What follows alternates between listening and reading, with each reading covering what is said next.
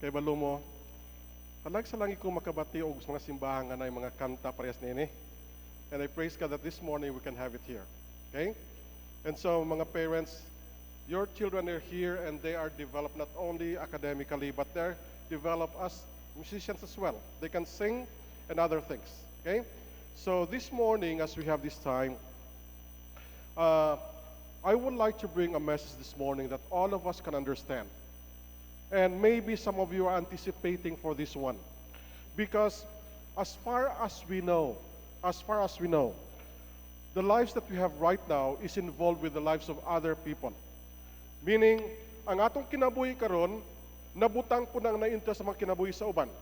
And so as we have this morning, I would like us please to read. I would like us please to see this. Grace. And the question is, what is grace? Ang grasya sa Ginoo, unsa man ang grasya sa Ginoo diay? Na? By the way, this part of the sermon that I'm going to be putting in you this morning was made last Sunday. And so grace is the biblical context, is often understood as the unmerited favor and love of God towards humanity. Mga igsoon sa Ginoo, kita tanan nga niya dinhi karon, hinaot pa makasabot kita. Nga ang kaayo sa Ginoo sa ato mga kinabuhi, dili lamang nga kita nakadung sa pulong sa Ginoo, kundi ang Ginoo nagpalangga sa ato nga dili kita angayan unta nga palanggaon sa Ginoo. Gisalom kita sa Dios sa ato mga sala. Gitungkad niya ang atong nabutangan sa mga sala nato, unya gikuha kita niya, gataga kita sa iya nga gugma para sa atong mga kinabuhi. And then the term grace is derived from the word charis, which conveys the idea of kindness, favor, and goodwill. Meaning, ang charis nga pulong, nagagikan na sa pulong atong kindness, favor, and goodwill. Mga igsoon sa Ginoo, mo ni ang atong karuntunan karong nga buntag. And so, let us read please our Bibles. Genesis 16 and Genesis chapter 21. Genesis 16. We're going to read this one. Makita man ninyo na. Okay. Kada isa lang ka verse please, and we're going to read everything that I put there, okay? Let's read this please. Now Sarai, Abraham's wife, have born unto him no children, but he had an Egyptian slave named Haggai. Read please, next.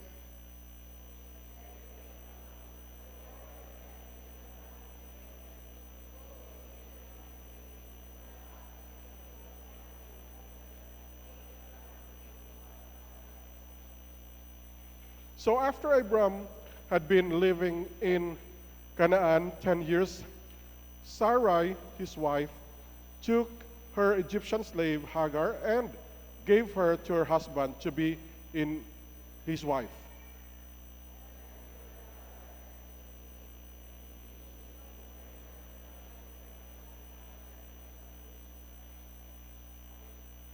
Then Sarai said to Abram, "You are responsible for the wrong I'm suffering.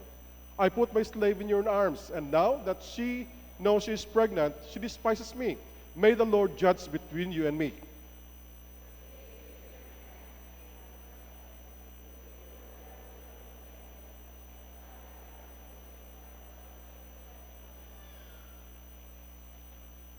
Then the angel of the Lord found Hagar near a spring in the desert, it was the spring that is beside the road to Shur.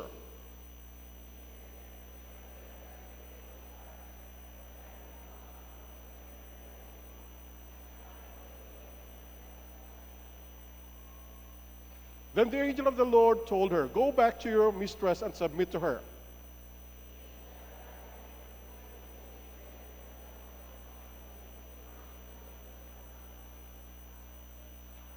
The angel of the Lord also said to her, "You are now pregnant, and you will give birth to a son, and you shall name him Ishmael, for the Lord has heard of your misery."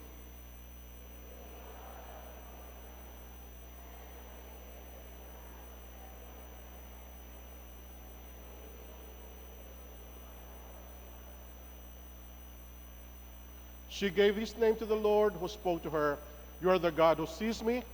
For she said, "I have now seen the one who sees me." That is why the well was called Beer Lahai Roy. It is still there between Kadesh and Bered.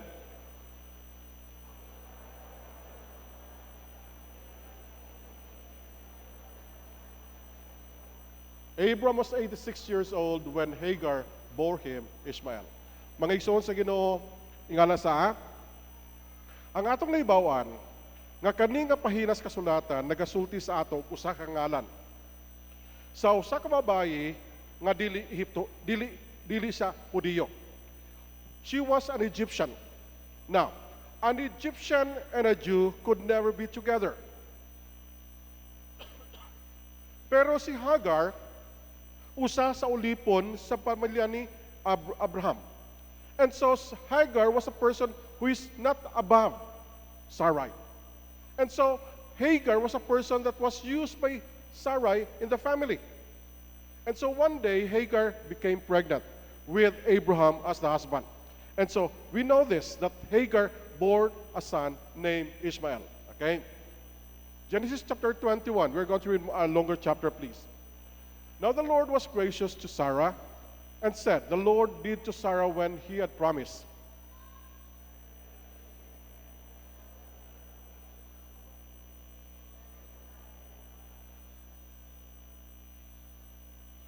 Abraham gave the name Isaac to the son of Sarah, bore him.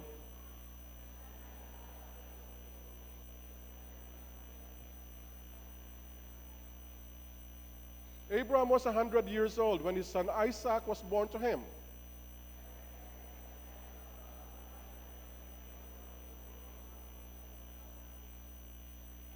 And she added, who would have said to Abraham that Sarah would nurse children? Yet I have borne him a son in his old age.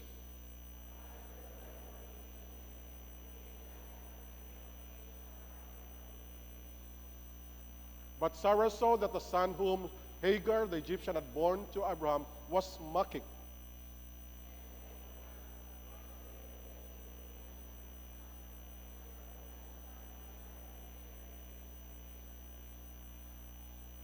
The matter distressed Abraham greatly because it concerned his son.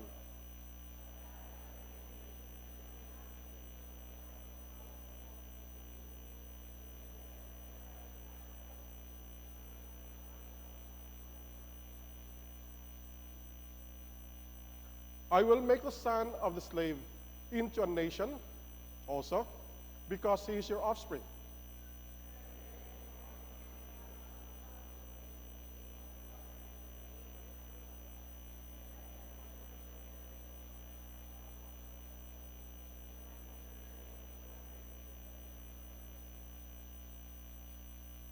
When the water in the skin was gone, she put the boy under one of the bushes.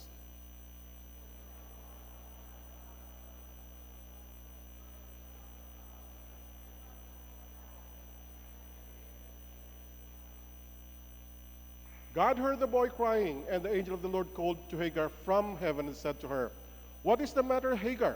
Do not be afraid. God has heard the boy crying as he lies there.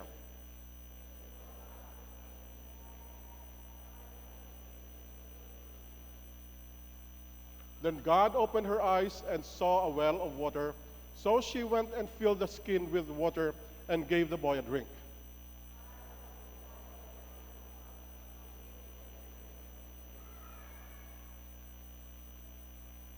Magampo sa kita. Let's pray. Father God, thank you for today. Though it's raining now outside, yet we thank you, Lord, because we are here and gathered, knowing that you have reserved for us a blessing. Ginoo, salamat sa kaayo nimo Ginoo kanamo na kay balo kami nga ikaw nagahatag kanamo Ginoo sa imong ginaandam nga panalangin o Dios. Nang uban kanamo Ginoo wala naghuna-huna nga kaniyang mga butang aw maistoryahan. But I pray this morning, Lord, that you're going to help us, bless us. As we go on, help us, Lord, to do things to glorify your name. Help us, Lord, to understand. And maybe some of us would not understand why we're talking about these things, or maybe not prepared to accept these things that we're going to speak today.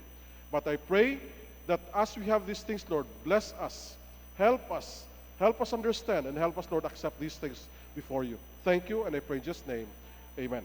Now, may sa Ginoo, as an introduction, the world's major religious beliefs anchor their faith on the first part of the scriptures. Kabalo mo ani? Nga ang tulo ka major nga religious beliefs sa kalibutan. Ang ilang nga pagtuo na lansang nabutang nini nga parte sa kasulatan asa ni nabutang nga butang. Ingani, the first part of the Bible is called the Torah. And it is Genesis, Exodus, asa sunod? Leviticus, Numbers, and Deuteronomy. Now,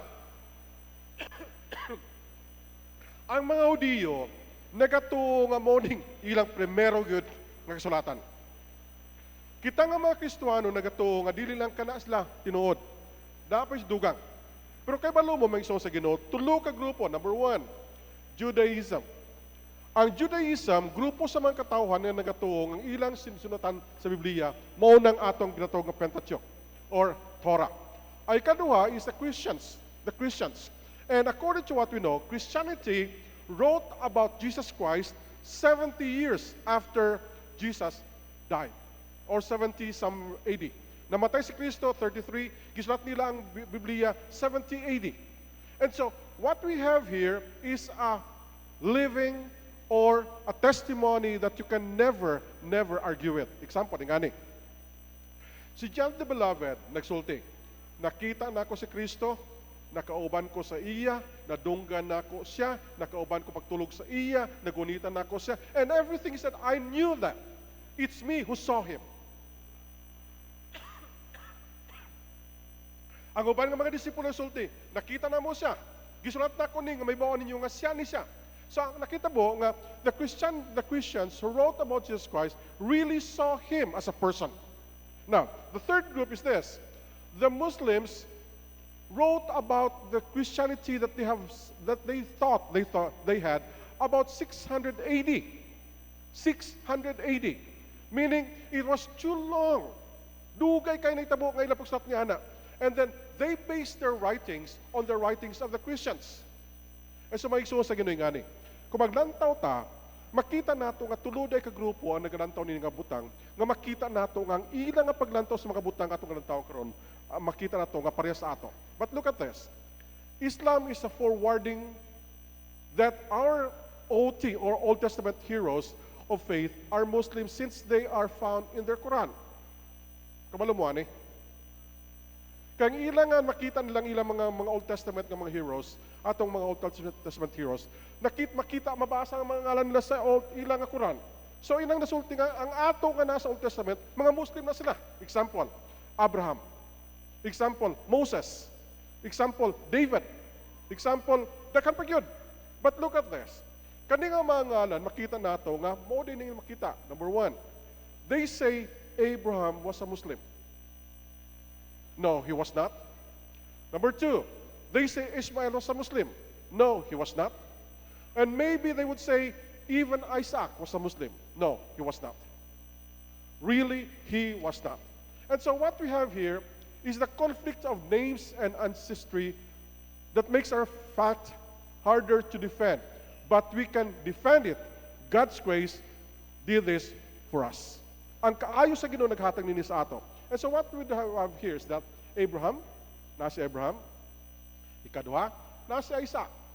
Ikatulo, nasa Ismael. Kay balumon sa, si Abraham ilang amahan.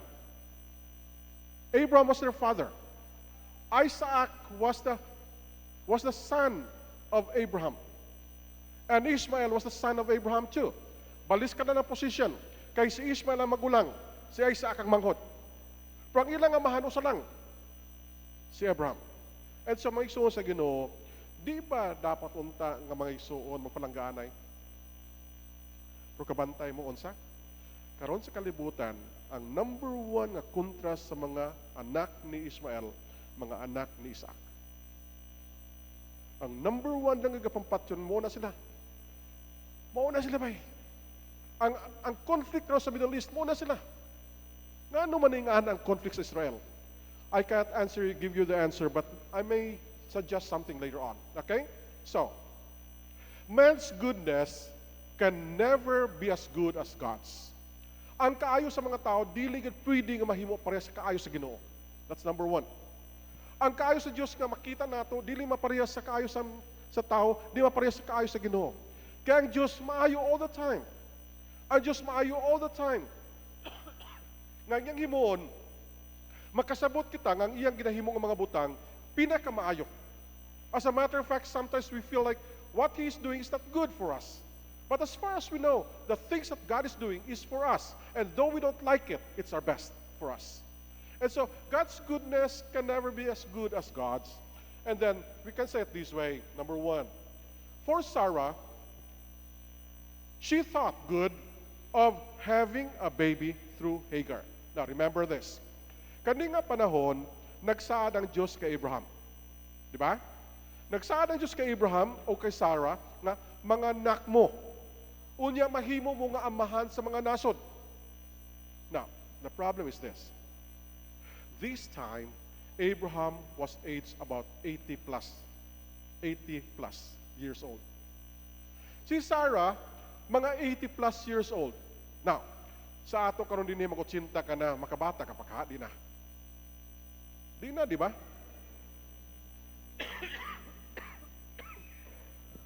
Imposible ka ng mga anak.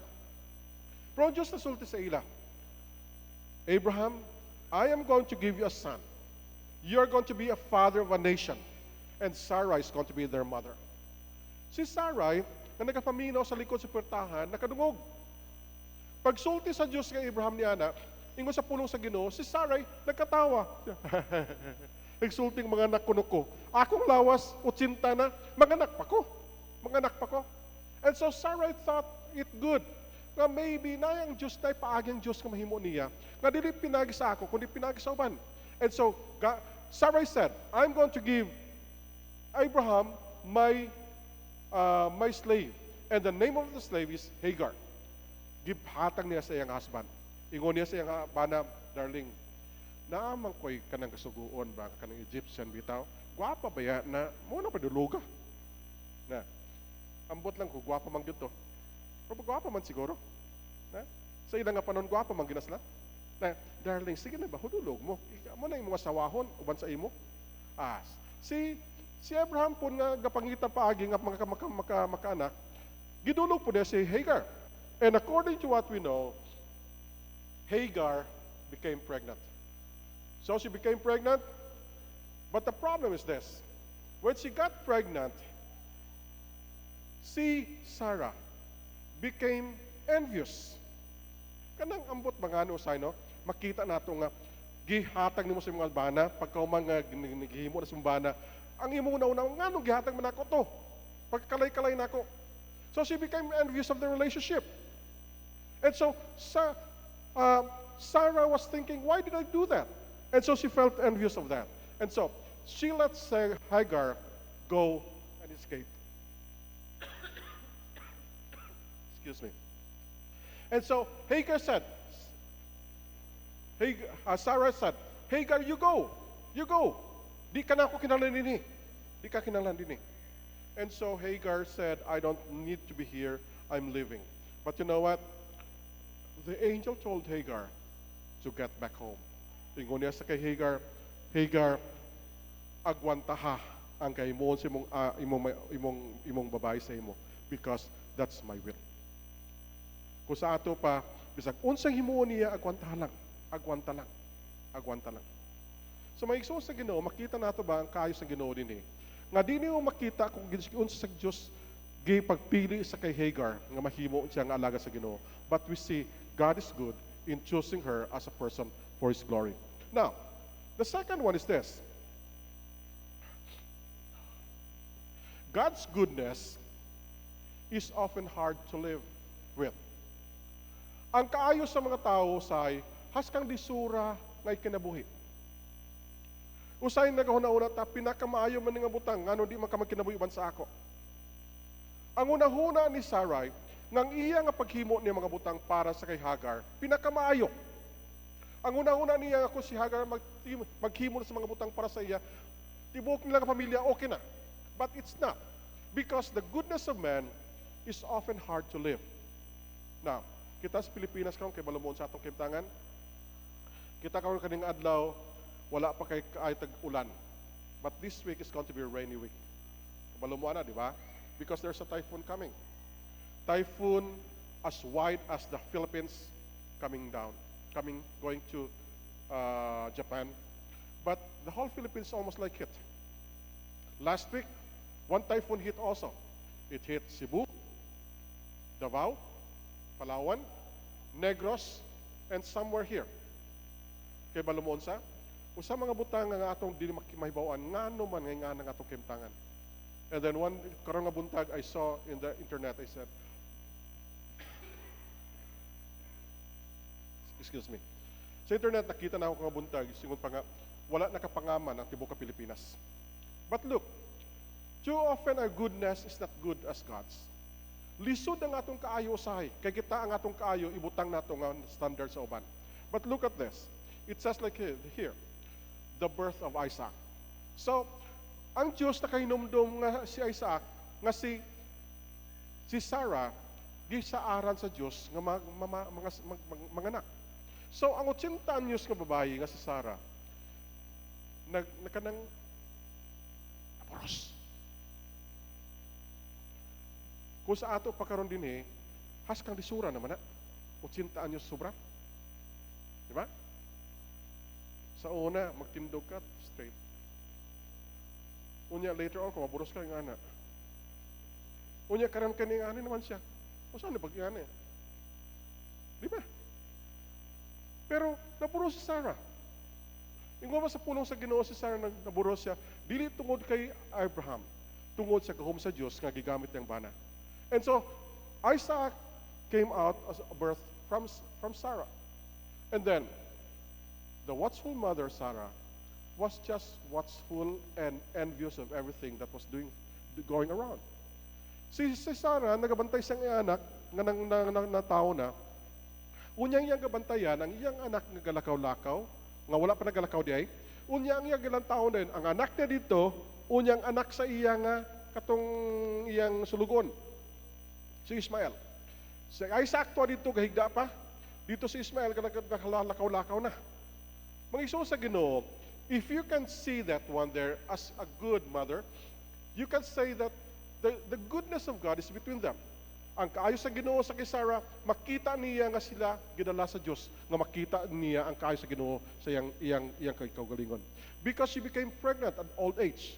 Number 2, she can see the goodness of God on Hagar. Not a Jew, but God used her as a blessing to other people.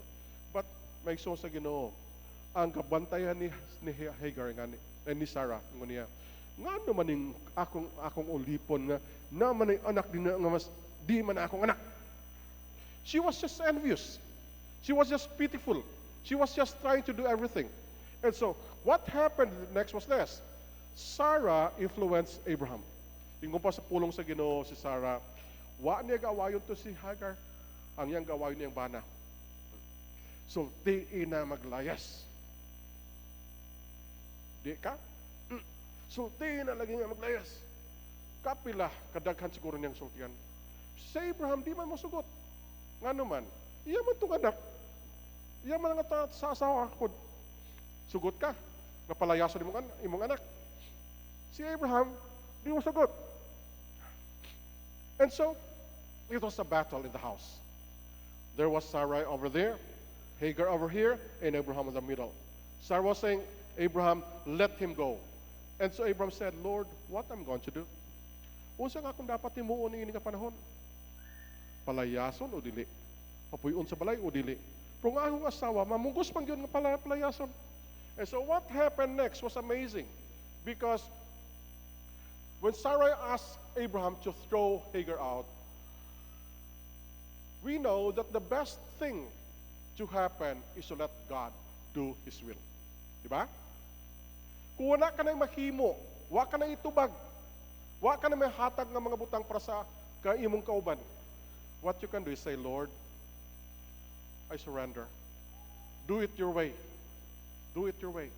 I cannot do it myself, but you can do it this way. So, mga iso sa Ginoo, makita nato din nga ang Ginoo, siya na mismo ang nagpangitag paagi kung saan niya din And so what we can see here is this. Number 1, God told Abraham to let Ishmael go. God told Abraham to let Ishmael go. Now, ingon sa nasa itong notes, with a promise. The promise is found in verse 18. And what was the promise? Remember? I'm going to make him a nation. Gitugutan sa Diyos si Isaac, si Ishmael nga maglakaw. Pero niya, sige, palakwa. Kay himuon ako siya, kausa ka nasod. Mga igsoon sa Ginoo, we can never find another people promised by God to become a nation, except for the family of Abraham, that God said, I'm going to make you a great nation. And the family of Ishmael, he said, go, and I'm going to make you a nation. Kana lang sila. And so, we have here God's goodness, that God said to Abraham, let him go. But when you let him go, I am going to make him a nation. Siguro sa Abraham, wasa katuo ba? Nga gisulti sa Diyos to sa iya, nga gamiton nako ni nga nasod. Gamiton nako sa nga nasod. Because he let him go. And as far as we know, Ishmael left, and they were in the wilderness. According to what we know, in the morning, Abraham said to Hagar, Hagar, you have to go. Okay, here's a bottle of water. Here's the bread. You go. Ingon niya, niyang tubig, niyang pan, nakaw na mo. Ingon sa Biblia, ang naitabo dayon, nga samtang sa tuwa sa kamingawan, naurot ang tubig, naurot ang pan, ingon sa pulong sa Ginoo, si Ishmael, gutom na, kapoy na. Ingon siyang mama nga si Hagar, Ginoo, unsaon lang ko na kong anak? Mabuhay pa kani? Di na ni pwede maglihok. Ingon pa sa pulong sa Ginoo, gibilin niya si Ishmael sa ilaw sa usa ka kahoy, unya naglakaw sa layo-layo gawa. Nga makita ra gyapon niya to si Ishmael. And Ginoo, di ko gusto makita na akong anak nako nga mamatay. But look at this. Ishmael was dying in the wilderness. But Hagar distanced himself to forget her trouble. But look at this. God did not forget Ishmael and Hagar. God did not forget Ishmael and Hagar. Wala malimot ang Diyos sa mga saad. Wala siya nalimot sa mga saad niya. Nagsaad siya nga iyang tabangan si Abraham. Di ba? Si Abraham, nahimong amahan sa mga Hudiyo. Katabangan niya. Si Hagar, dili Hudiyo. Egyptian. Nagsaad siya. Gituman niya. Si Ishmael, dili Hudiyo puro. Saaran niya. Gituman niya. And so God said, I will not forget you. Whatever you do, when I promise you something, I'm going to create that to you. And so si Abraham, nakita nato ang iyang kaayo sa Ginoo sa iyang kinabuhi. But look at this. We can never read in the Bible how Ishmael became the father of other nations and their Muslim religion. Kabantay mo na? Di mo makabasa sa Biblia kung giunsa pagdaghan ang mga tao sa pamilya ni Ishmael. How he grew as a family. How he grew big as a family. And we can never read too about the growth of their Muslim religion. Mga igsoon sa Ginoo, kung naapay usa ka mapait karon nga pulong sa tibuok kalibutan, ngani, that Christianity is the enemy of the Muslims. Actually, it is not. You can tell me that. I can stand that with you. No, it is not. It is not. As a matter of fact, dili ta mahadlok na magtindog sa tubangan sa mga Muslim magsulti, kita, mga tao sa Diyos. Kita nga mga tao sa Diyos, naay atong katuuhan ng mga propeta. Isa sa atong katuuhan ng propeta, si Abi al-Namasek. Jesus Christ the Messiah. Ang uban ng sulti, nakapanan na sa ila, nanas lang Quran. Nanas lang Quran. Di tamadlo ka na. Kita nagatuo nga kita nga mga tao, nabutang sa ilang sinulatan, nga kita nga mga Kristohanon, nabutang atong ngalan nila. And so, but we can never find in the Bible how Ishmael became a father of other nations. As a matter of fact, how did he become the father of Muslim religion? But let me just say it this way. The present condition is this. Over 1 billion all over the world, people are Muslims. Pagkadaghan yun. Pagkadaghan. Di ba? Naunsa-unsa man ang nagdaghan sila? Na-convert? Na-convert ba sila? Wala. Ang pangutanay nga ni, ang nag-Muslim nga Indonesia, nga 200 million, na-convert na sila? Wala. Na-convert? Wala. 200 million Indonesians, na-convert? Wala. Ang tubag? Wala. Wala. Nataos na mga Muslim. Was na kibalungano. Naas lang nila. But as a matter of fact, over 1 billion people are now part of the Muslim world. Most of them are lost and do not know why they're called Muslims. Now, because of that, let me just give a surprise. Maybe we can surmise that if Sarah did not maltreat Hagar and her son, much of Israel's trouble today are gone. Remember? Remember? Siguro ba, kung wala si Sarah, wala niya gimaltreat si Hagar, nagpadayon lang sa kaayo sa kay Hagar, iayuhan lang niya si Hagar, siguro kanina problema nato sa kalibutan, wala ni siya. But we are so sorry of this because we know that this is now going on. So what do we have here?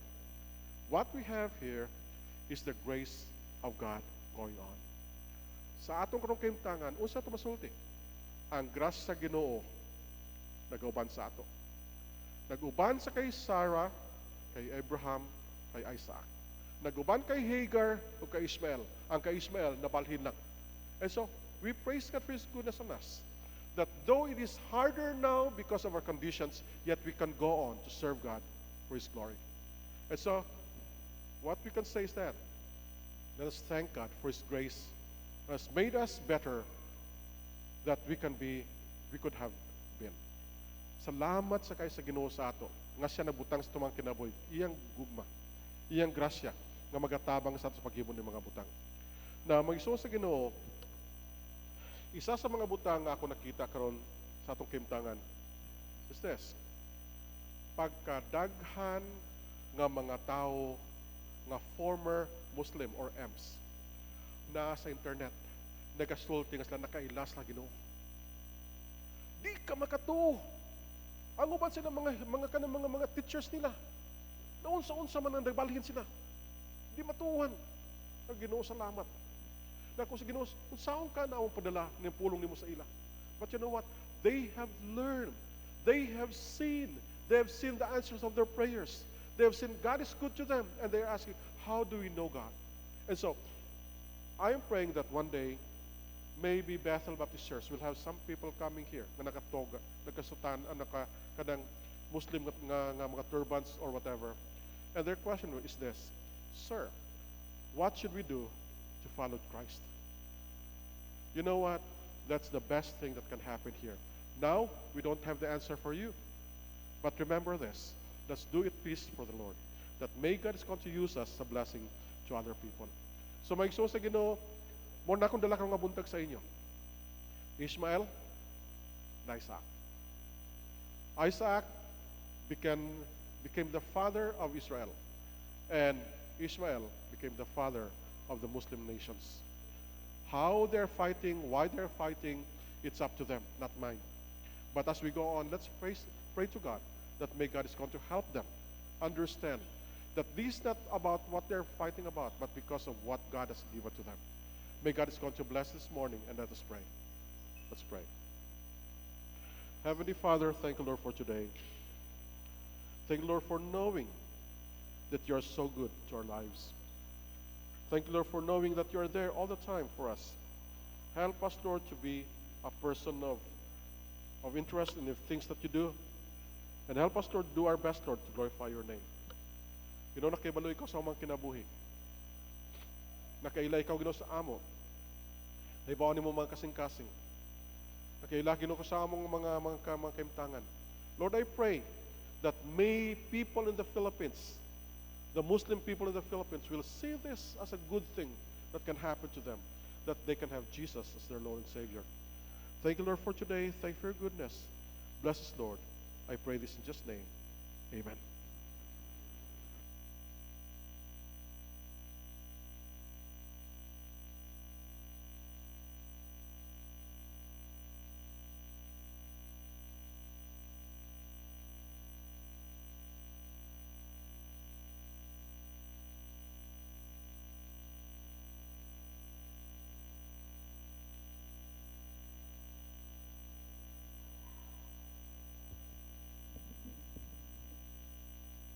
Let's pray.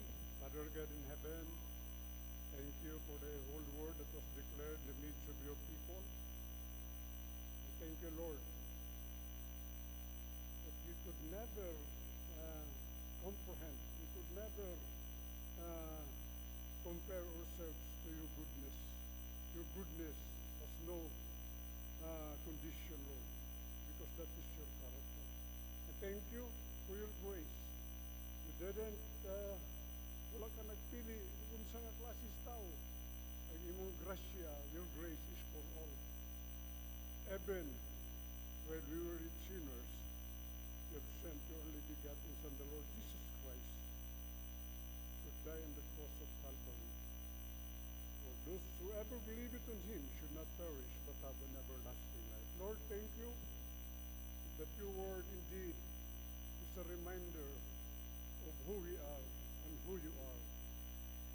We are just a rubbish. We are nothing. Therefore, we could do nothing. But because of your goodness and your grace,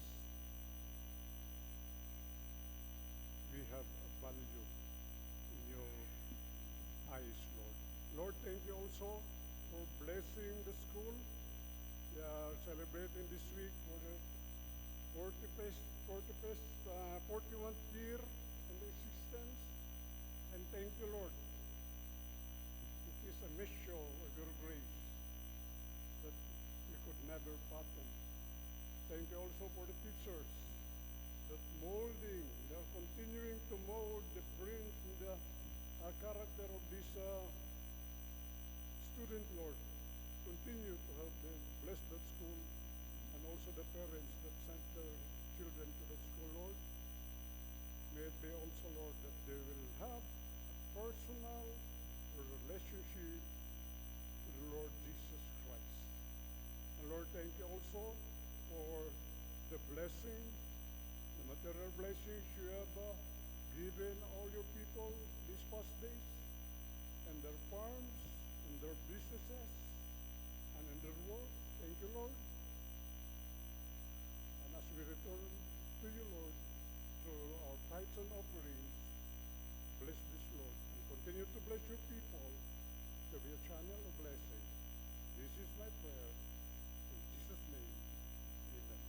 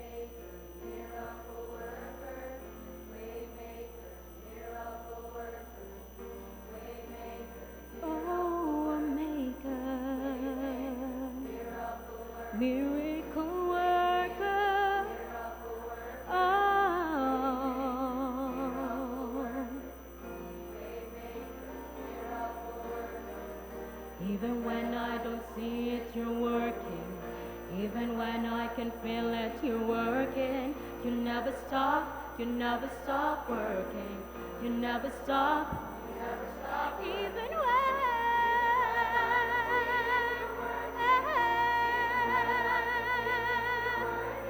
you never stop, you never stop working. You never stop, you never stop working. I know you're working. You never stop, you never stop working. You never stop, you never stop working. I know you're working. You never stop, you never stop working. You never stop, you never stop working. Miracle worker, promise keeper, light in the darkness, my God, that is who you are. Waymaker, miracle worker, my God, that is who you are. That is who you are. That is who you are. That is who you are.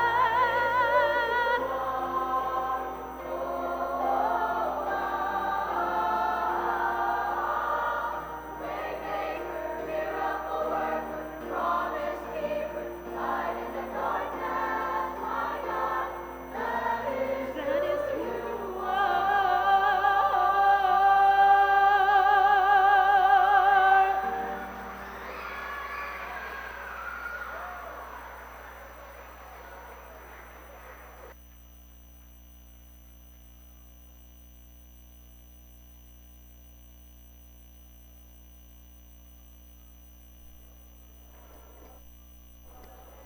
Amen. A- no. Amen. And we praise God for that special number. Daghang salamat no Bethel Baptist Christian Academy family sa pag-minister sa amo karon nga buntag, and also praise God for His word nato nadunggan. By the way, no, on behalf sa Bethel Baptist Church family, we welcome everyone sa inyong presensya no karon nga buntag. Dako among kalipay for joining us our worship. Atong palakpakan no atong Bethel Baptist Christian Academy, and also the parents nga naa dinhi. Salamat gyud sa inyong pag-anhi.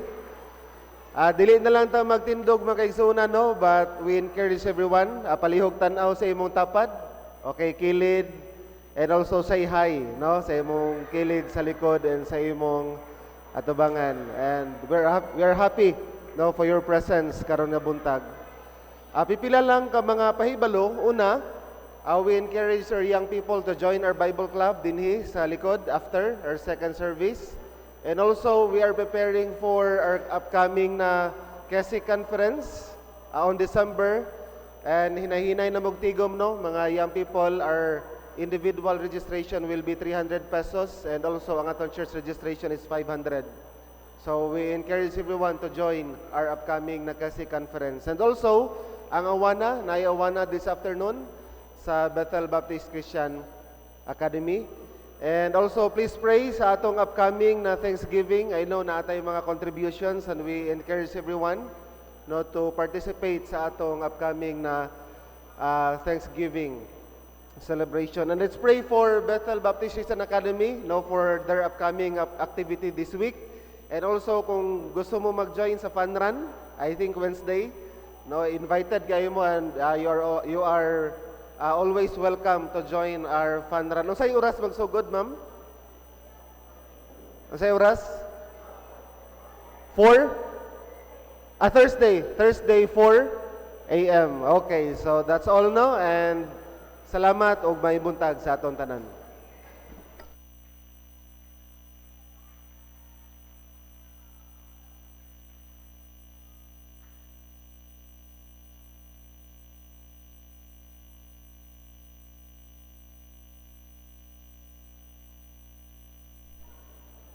Good morning. We are so thankful for the BBCA 41st Foundation Day or anniversary. So, in behalf of Bethel Baptist Church, ani ana usab ko nagatindog sa inyong atubangan for our upcoming Thanksgiving on December 7. So we are thankful. Last Sunday, nagtindog gihapon ko diri to encourage each one sa paghatag, financially or any kind. And we are so thankful for those nga naghatag na sa ilahang nga mga ibutang nga mo sponsor like ang lechon. So makita nato diha sa likod na ay list didto na alay nakabutang nga pila ka names. So ang encouragement nato karon is og ang imong kasing-kasing katandugon sa Ginooan, you are willing to give like for the lechon. Pwede nato na siya himuon either way. Duha or tulo mo katawo para ma-suffice ang para sa lechon nga amount. So we are encouraging para ma-meet nato nga kitang tanan makakaon for 1,000. Pwede mo nga either tulo nga individual nga mag-share nga makahatag ta og lechon. So encouragement or suggestion lang na para madugangan ang atong lechon kay we are targeting 12 or more para sa paniudto o para sa panihapon. And then, salamat sa mga individual nga naana nag-post na didto and I saw gyud adtong last Sunday nga nagsulat gyud sila sa ilahang pag-pledge sa paghatag sa fruits or sa vegetables or any kind. So, we are encouraging each one nga maghatag sa pakigbahin kay it is our Thanksgiving. So nadunggan ko ni and then nag-ask siya someone, kung ikaw ang akong pangutanon, unsay meaning sa Thanksgiving? So Thanksgiving is unsa man na para sa ato pagpasalamat. So we are encouraging each one as Bethel Baptist Church family makigbahin ta ani nga celebration sa atong ika-96 and looking forward for another 3 Sundays nga madugangan kay ngano mga kaigsuonan we are short pa para sa ato nga pagkaon. Dili ko maulaw nga magsulti niini kay ang being part of the financial team sa finances so kulang pagyud. So hinaot pa nga naay mga kasing-kasing nga mga tandog nga maghatag sa ilahan pakigbahin niini nga celebration og daghang salamat.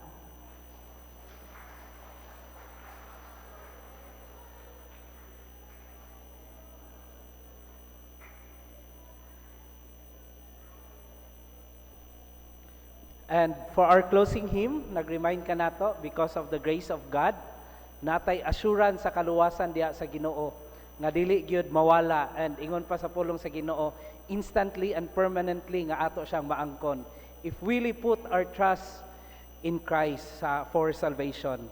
That's why our closing hymn, pagkabulahang pagsalig ko, or sa English, Blessed Assurance.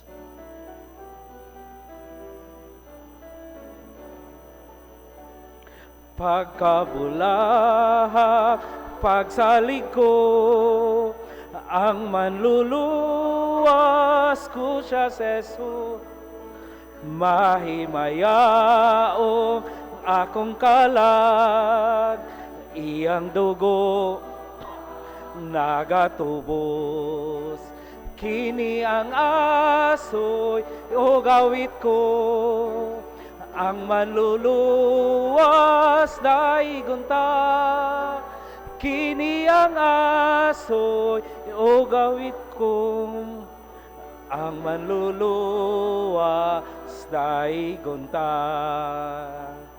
Kining pagsali kalipay ko, akong makita ang himaya niya. Gikan sa langit, nasangyaw na ang putling gugma. Kini ang asoy o gawit ko, ang manluluwas daigunta. Kini ang asoy o gawit ko, ang manluluwas daigunta. Before nato kantahon ang last stanza, may I request everyone to please stand. And kantahon nato ang last stanza with conviction. Ready, sing. Makapahulay ang ug may kalipay ang Jesus sa paghulat ko o pagtukaw sa iyang gugma puno nako. Kini ang asoy o gawit ko, ang manluluwas na igta. Kini ang asoy o gawit ko, ang manluluwas na igunta.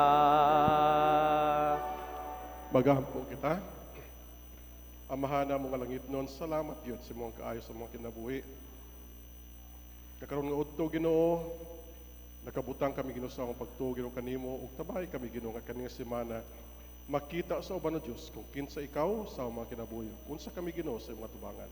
Ginoo tubangan kami Ginoo nga kami nga mga Kristohanon Ginoo mahimo nga dili sa lawayon, kundi Ginoo mahimo example sa amo Ginoo nga amo nga communities. Tabay kami Ginoo sa among mga pamilya, tabay kami Ginoo sa among mga negosyo, trabahoan ug uban pa Ginoo mga lugar. Nga ikaw lamang Ginoo makita sa mga himuon ng Dios. Nagapasalamat kami sa mga kayo ning karong adlaw, nga sa pag-uli namo o Dios ang imong ngalan ang among madala ang panalangin Ginoo ang pagdadalo sa. Salamatan ka namo Ginoo karon nga buntag. Ug karon ang grasya sa Dios nga Amahan, ang gugma sa Dios nga Anak ug ang panalangin sa Dios nga Espiritu maging sa atong atran gikakaron hangtod sa walay katapusan. Amen. Amen. Amen.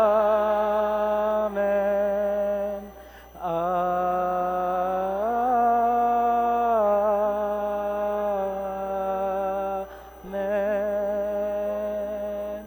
Mang Ibto o God bless everyone.